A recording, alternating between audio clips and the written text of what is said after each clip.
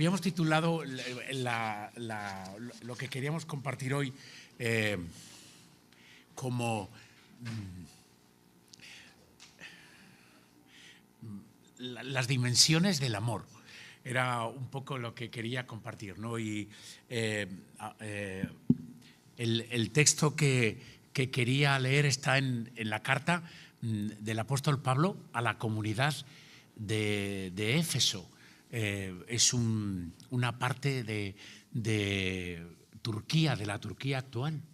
Y algunos eruditos piensan que, bueno, que como esta carta en los manuscritos más antiguos no tenía, por así decirlo, un destinatario claro, podría ser como una especie de carta circular que podía haberse leído pues en diferentes comunidades.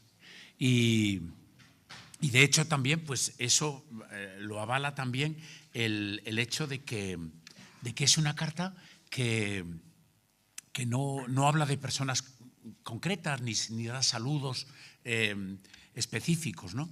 Entonces, y es una carta densa, y hay algunos pasajes que, por así decirlo,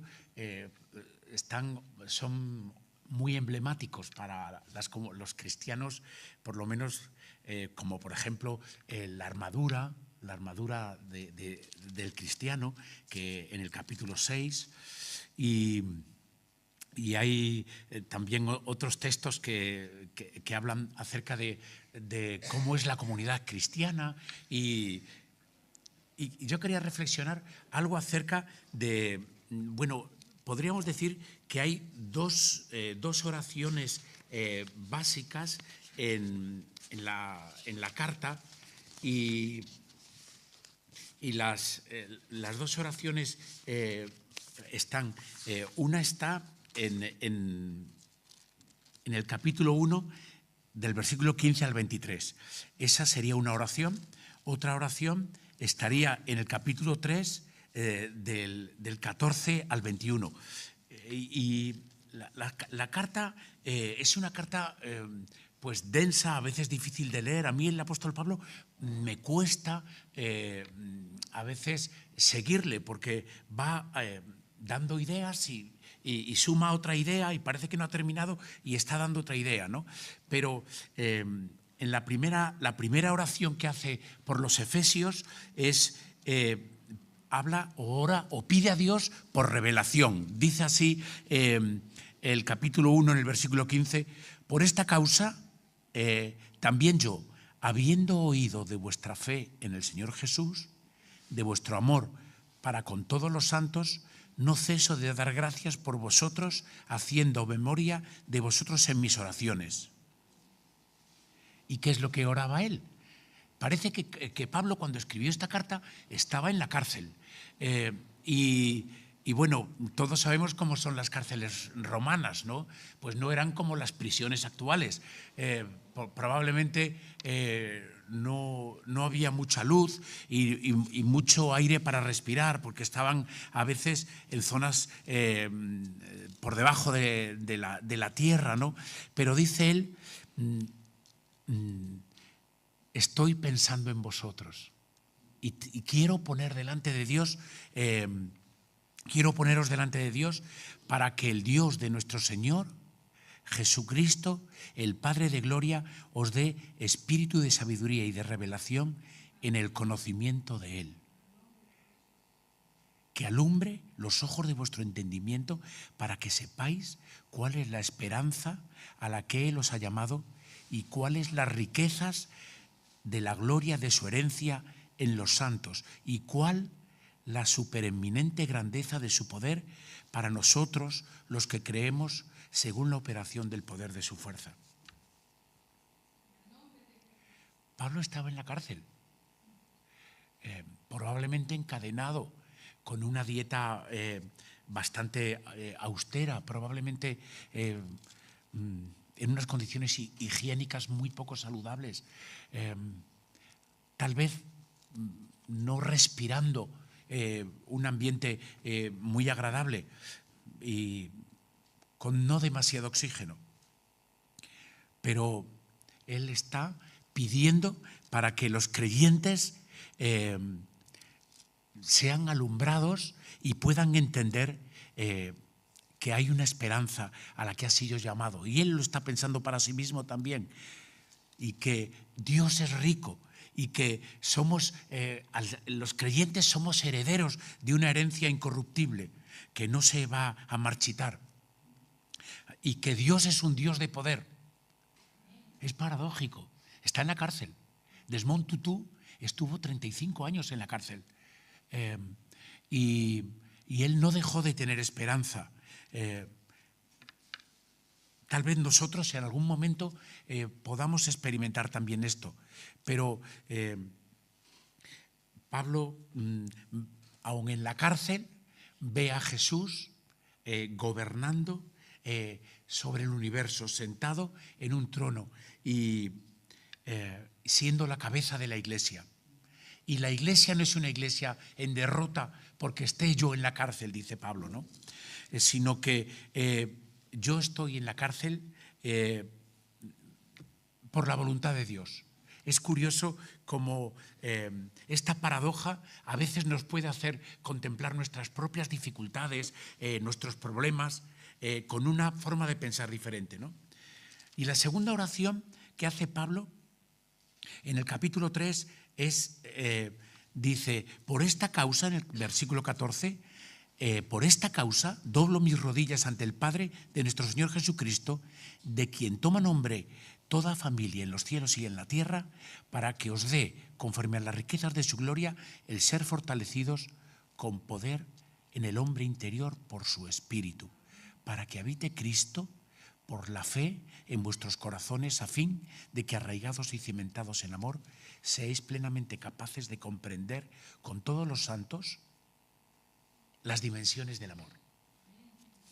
Y es curioso porque el apóstol Pablo, ahora en esta situación, él intenta dar una clase de matemáticas y habla de que el amor tiene dimensiones, ¿no? Por una parte, tiene altura, tiene profundidad, tiene anchura, tiene longitud. Y bueno, todos recordamos de matemáticas que longitud es la distancia entre dos puntos, ¿no? Y que mide la extensión de un objeto en diferentes direcciones, ¿no?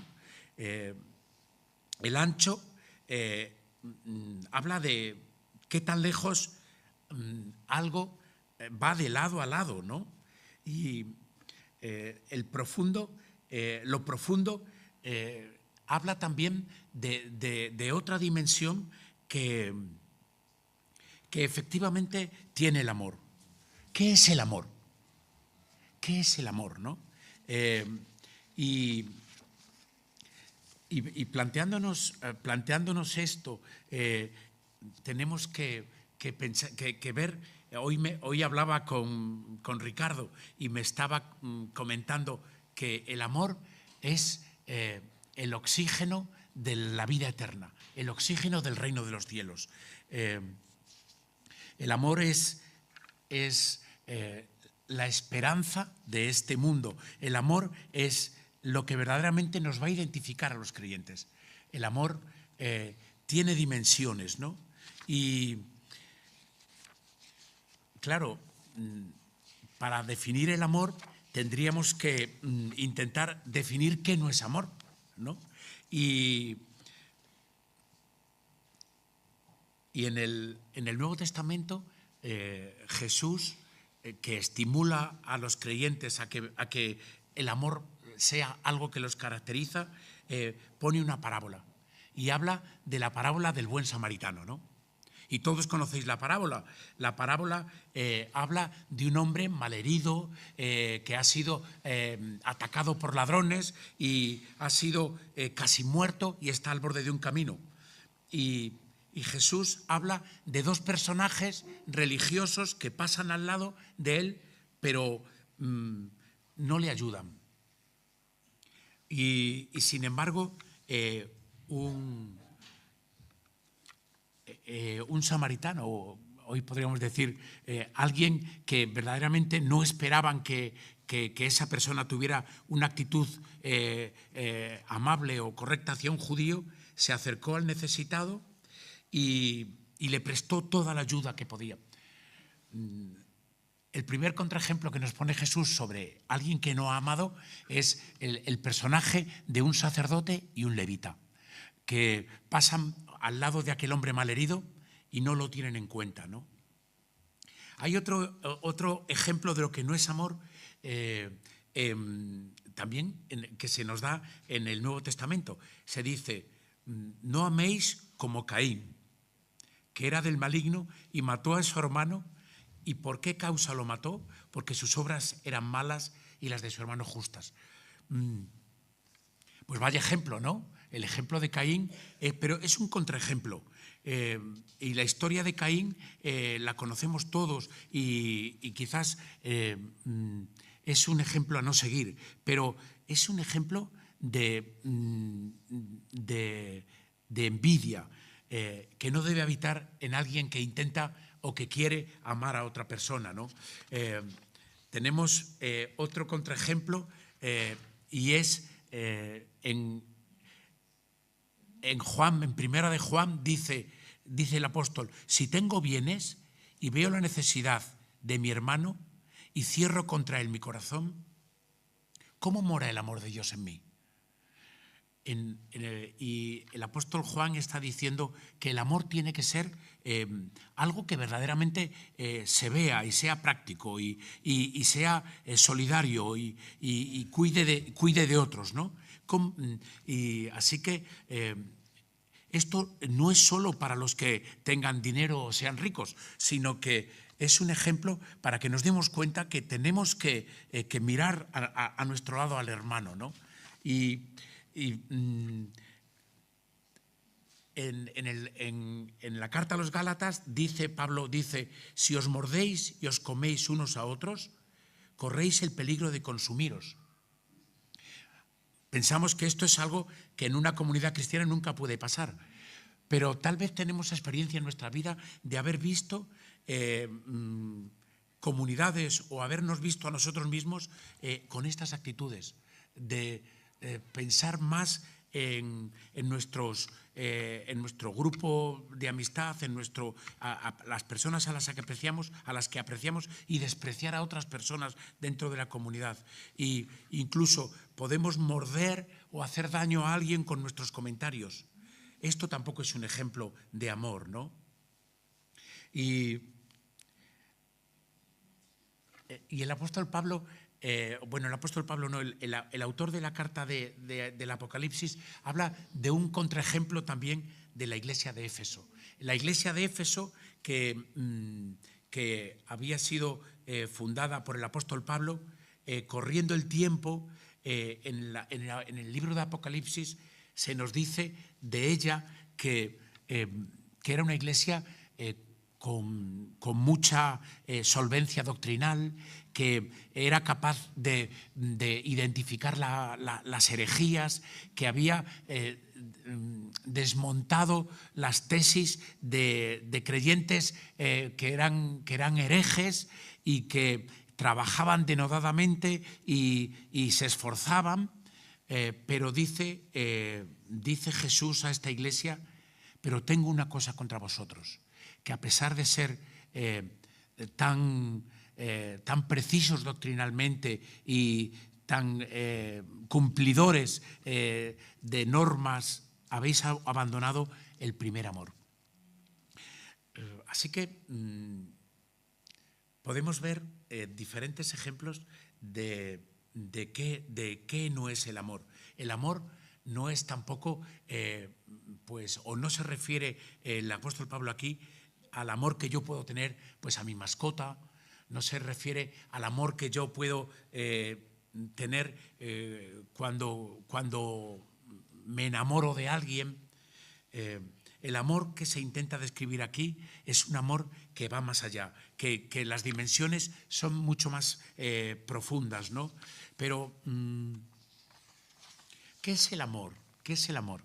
Y en el curso de matrimonios hay un capítulo que siempre estudiamos que es 5 formas en que expresamos el amor. ¿Cómo podemos expresar el amor?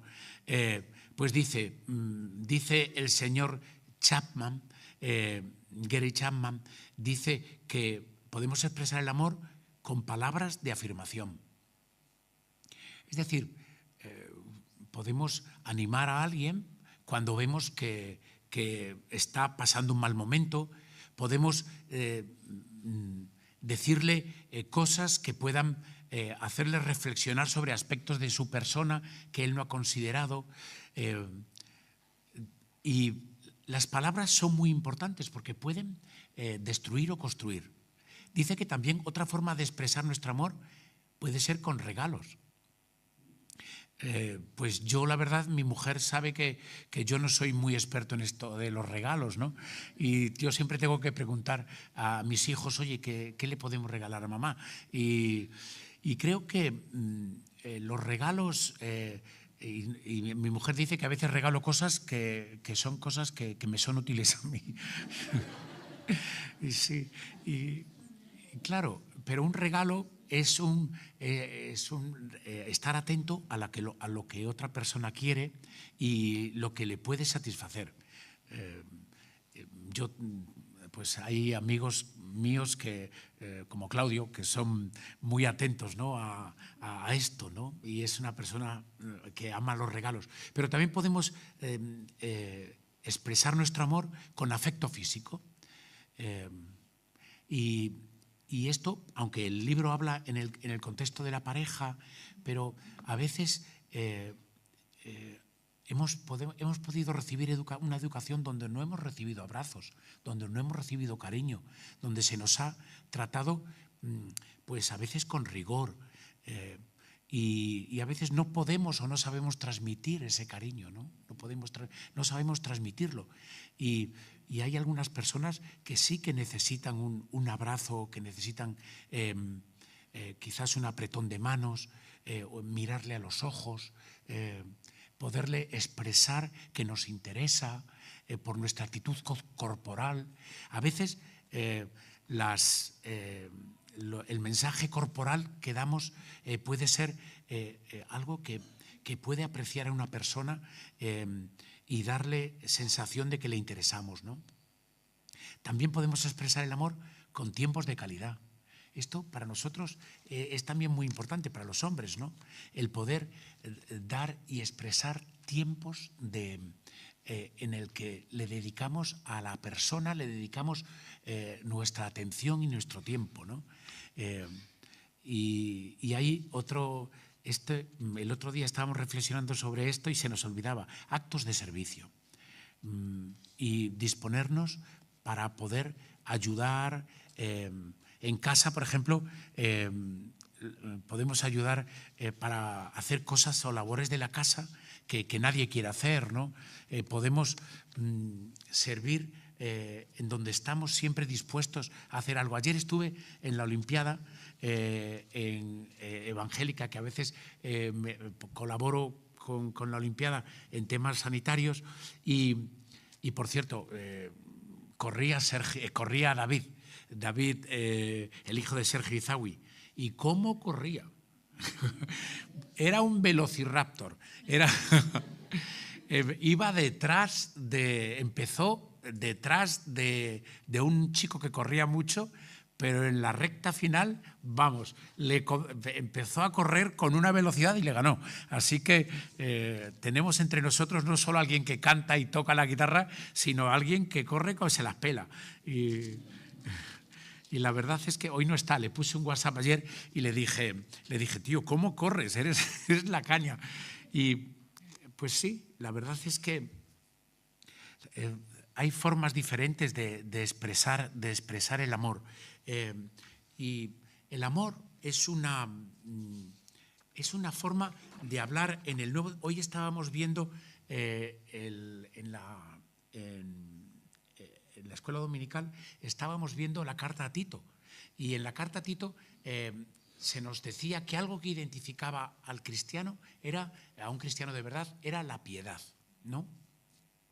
Y Carlos nos enseñaba que la piedad tenía que ver con una actitud cristiana ante la vida en la que el individuo pues es capaz de identificar como una devoción a Dios, como un servicio a Dios, el estar, el mostrar amor a las personas que le rodeaban. Pero en el Nuevo Testamento también se nos habla del amor también como una cualidad que debe desarrollarse en los cristianos, que es una cualidad que tiene que ver con su carácter, ¿no? Porque muchas veces en el contexto, si tuviéramos que definir qué es el amor, podríamos decir que el amor es una emoción, ¿no? Una emoción, algo que sentimos, ¿no? El amor puede ser pues como el gozo, como la gratitud, como la paz. Sería otra actitud, ¿no?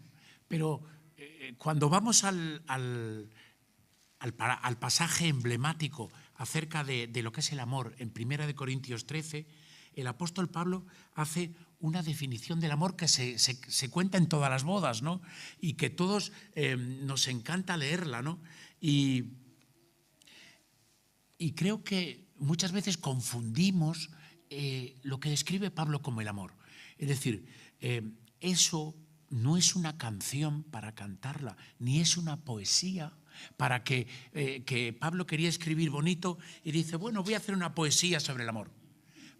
Pablo está enfrentando un problema. La iglesia de Corinto se están mordiendo unos a otros, están formando partidos y pensando que unos son mejores que otros y que tienen partidarios, unos son partidarios de Pedro, otros son partidarios de Pablo, otros son partidarios de Apolos y dice, y otros partidarios de Cristo. Como decía un amigo, esos son los peores. Y dice, y el apóstol Pablo, él era un misionero, era fundador de iglesias, era un pastor, era un maestro. Y esta situación en la iglesia de Corinto le preocupaba, ¿no? Y cuando Pablo describe en Corintios 13 lo que es el amor, lo describe como una enseñanza, como una instrucción, y está intentando corregir a la iglesia. De hecho, les dice, os voy a mostrar un camino más excelente. El amor es el camino más excelente que tenéis que seguir, creyentes de Corinto, ¿no? Que se estaban despedazando por una conducta carente de amor.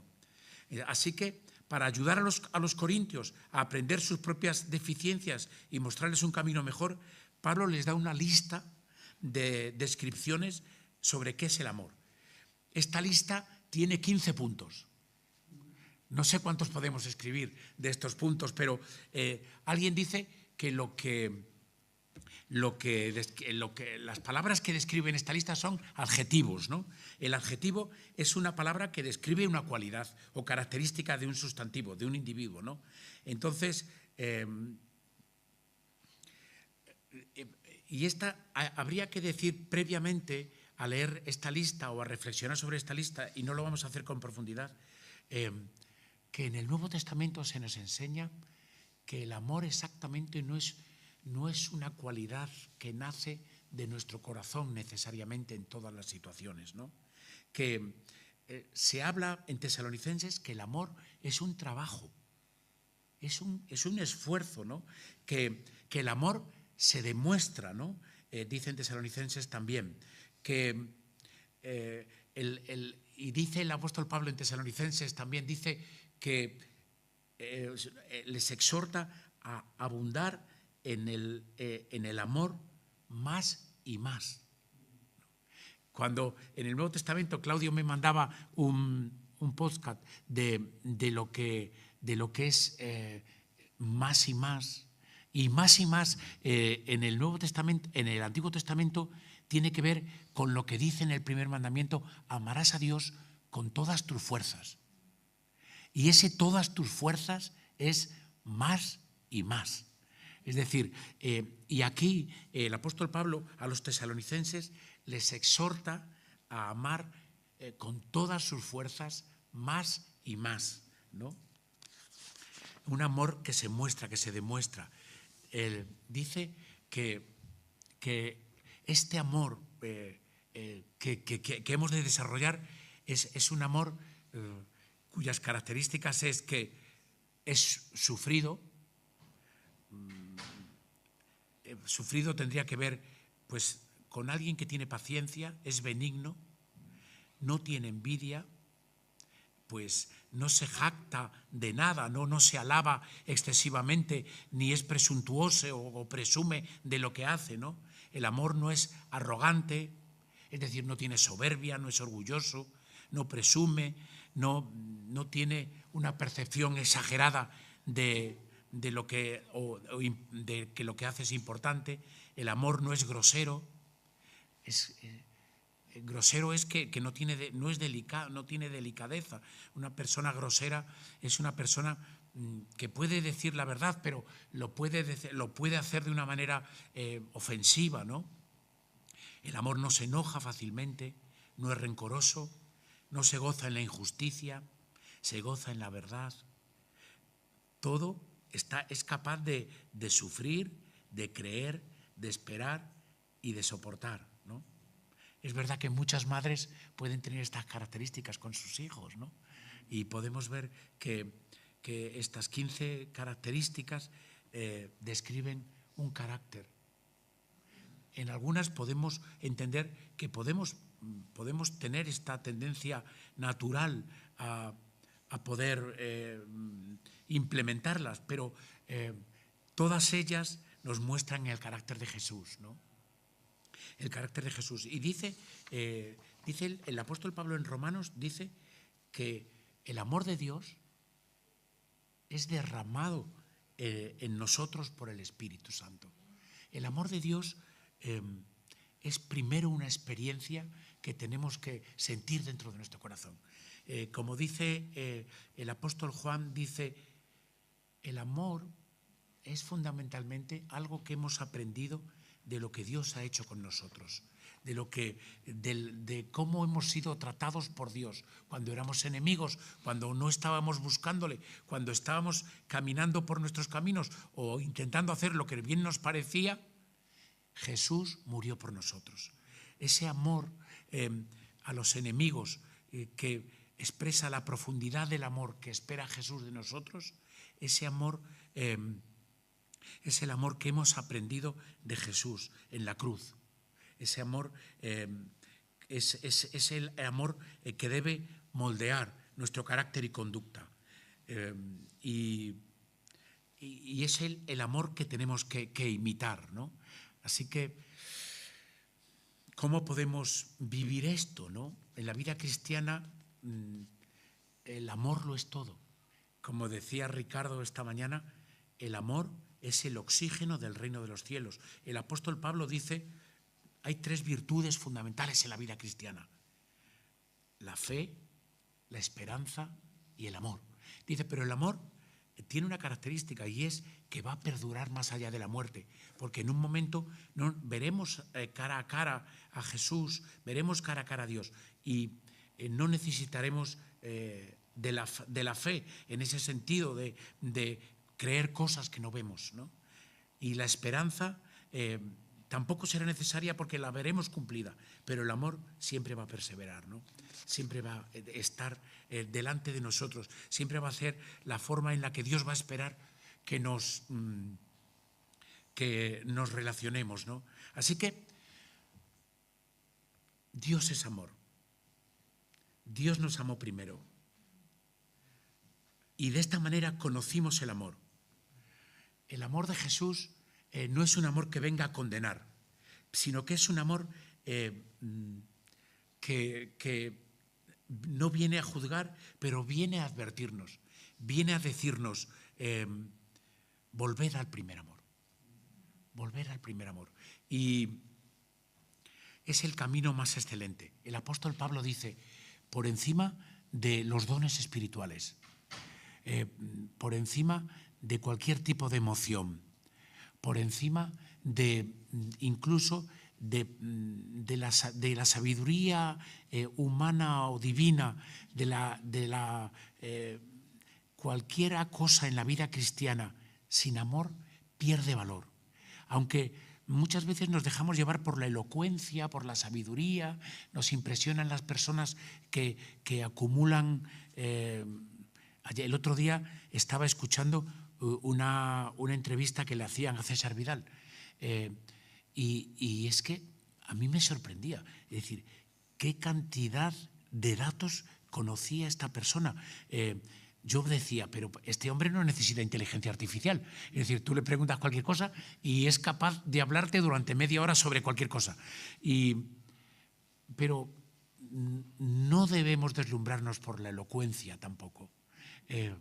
Y aunque es importante el estudio y es importante el poder acumular y saber y tener respuestas, pero la apologética, la defensa de la fe, sin amor, no tiene tampoco valor, no tiene fuerza, ¿no? Dicen que había un pastor, ¿no?, que en la mitad, hablando sobre estos temas, en la mitad de la predicación sacaba una cacerola y un martillo y empezaba a dar golpes al martillo, a la cacerola. Empezaba a darle golpes y seguía hablando a la congregación. Y al principio la gente se reía y tal, pero cuando iba pasando el tiempo la gente se iba enfadando y al final era incapaz de escuchar, ¿no? Y claro, es con lo que dice el apóstol Pablo, sin amor la profecía, sin amor los milagros, sin amor el ser martirizado o entregar todos nuestros bienes por otras personas, son como un metal que está sonando y no te permite oír nada. Es decir, el amor es lo que le da sentido a la vida cristiana, ¿no? Entonces, leía un libro sobre el liderazgo del amor que me dejó, bueno, no sé si me lo dejó, pero lo tengo yo en casa. Carlos, no sé si lo tengo yo en casa. Lo malo es que lo he subrayado, así que te tendré que comprar otro. Pero hablaba fundamentalmente de la experiencia de Moody, ¿no? Dice que Moody fue como ¿cómo sería? Como el Billy Graham del siglo XIX, ¿no? Moody fue un hombre americano, ¿no?, que Dios le utilizó muchísimo en el evangelismo, y dice que él en su congregación invitó a predicar a un pastor inglés joven y estuvo predicando 7 días seguidos y siempre predicó todos los días. Cuando llegaban el 5.º y el 6.º día, solo predicaba de un versículo, porque de tal manera amó Dios al mundo que dio a su único hijo para que todo aquel que en él crea no se pierda, sino que tenga vida eterna. Y empezando desde Génesis hasta Apocalipsis, él describía el amor de Dios en la cruz de Cristo, ¿no? Y el 7.º día, cuando él, pues toda la congregación estaba deseando escucharle, pues ¿sabéis de qué predicó? Pues predicó de lo mismo. Dice él, estuve buscando un versículo para compartir hoy, pero no he encontrado un versículo mejor que este versículo. Y volvió a predicar sobre Juan 3:16. Y dice Moody, aquello cambió mi vida. Dice, me hizo ver que el amor era algo que yo no había experimentado. Y él era pastor de una iglesia. Dice, empecé a investigar sobre el amor, empecé a leer y a meditar sobre el significado del amor, el amor en la Escritura, y dice que aquello cambió mi vida. Y empecé a transpirar amor por todos mis poros, ¿no? Y dice que aquello fue para él una revolución, ¿no? Y es algo sobre lo cual necesitamos meditar. Habíamos titulado Las dimensiones del amor, ¿no? Y con esto termino, ¿no? Había también un pastor inglés en el siglo XIX en Londres, era un abogado, y Chapman, ¿no? Y Él empezó a trabajar en una iglesia pequeña, pero era un hombre que era un hombre de amor. Era un hombre que el amor a la palabra, el amor a Jesús, el amor a las personas, su capacidad de servicio, fue algo que cambió su congregación. Y de hecho, se dice que se hablaba en Londres, incluso Spurgeon habla de él, ¿no? Se hablaba de su congregación como la Universidad del Amor, ¿no? Y entonces solo quería exhortaros con esto, ¿no? A que el amor sea algo sobre lo que meditemos y estemos dispuestos a experimentar, a correr riesgos, a esforzarnos más y más, a salir de nuestro círculo de confort y podernos acercar a otra persona en cualquiera de las 5 maneras que hemos visto, con palabras, con actos de servicio, con afecto y con regalos. Expresémoslos con creatividad, ¿no? La vida cristiana, como dice Jesús, nos van a identificar fundamentalmente por nuestro amor, ¿no? Yo imagino siempre, y termino con esto, porque he dicho que voy a terminar ya 3 veces, cuando estás en un trabajo o estás en el colegio, no me quiero poner de ejemplo, pero a mí siempre que había en el colegio alguien que era, bueno, que en la clase siempre hay gente rara, que no son personas que sean buscados ni alabados por el resto de los compañeros. A mí siempre me gustaba pues ponerme al lado de esas personas y hablar con ellas y poder hacerles dar un poco de cariño, ¿no? Y yo le decía a Riley, yo no sé por qué siempre estaba con la gente rara en el colegio. Y Riley me dice, bueno, es porque tú eres un poco raro. Pero sí, podemos acercarnos en el trabajo cuando alguien llega, poderle recibir en un trabajo. Siempre cuando se comienza en un trabajo es muy difícil. Podemos siempre hacer muestra de amor y de un amor que no es egoísta, ni intenta fardar de nada, que no sabe una mano qué es lo que hace la otra. Y es un amor que puede dar más resultados a lo mejor que cientos de palabras, ¿no? Bueno, pues que Dios os bendiga y gracias por escuchar.